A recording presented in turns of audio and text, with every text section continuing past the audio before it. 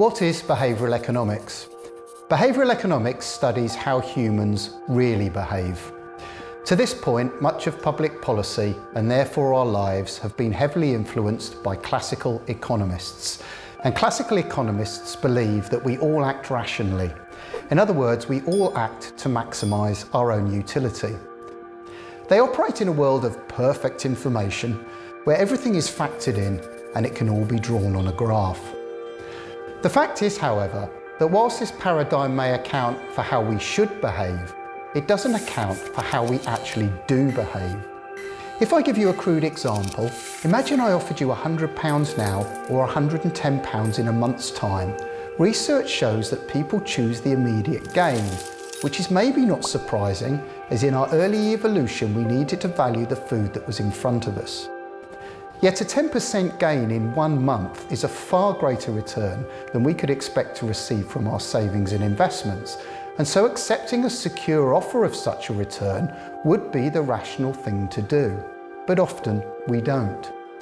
How scenarios are framed or described also really matters. When situations are framed in terms of gains, we tend to be risk seekers. When they are framed in terms of losses, we are risk avoiders. This could influence investors to buy high when all around are euphoric and talking in terms of rising markets, and sell low when all around are talking of falls.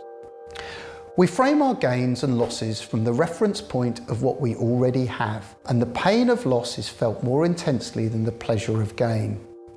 In our early evolution, to lose what we have already successfully hunted to another predator may have a greater negative consequence than the advantage of bringing home 2 kills. To return with nothing leaves the tribe hungry. The different ways in which situations are framed changes our perception of the numbers. The maths then becomes complex, and traditional economic models struggle to explain this behaviour. To start with, the premise that we are fully informed is flawed anyway. Firstly, we have bounded rationality. We only know what we know about any given situation, and we can only act within our capabilities. As a result, we must make assumptions and take shortcuts to deal with the issues that we face every day. Secondly, even if we could be fully informed, it takes a lot of effort. And if we are given the opportunity to avoid this by taking a shortcut, then we often will.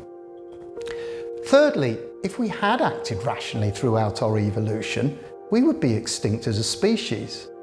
If you're standing in front of a bear trying to calculate if the blow of its paw is powerful enough to kill you, then you're probably already dead. Instead, we instinctively run, we fight, or we freeze. We are wired to react instinctively and emotionally using heuristics or shortcuts, and we have biases. And whilst this has aided our evolution, it does not necessarily help us make sound decisions to maximise our utility in the 21st century. Behavioural economics gives us a framework to understand and explain our supposedly irrational behaviour.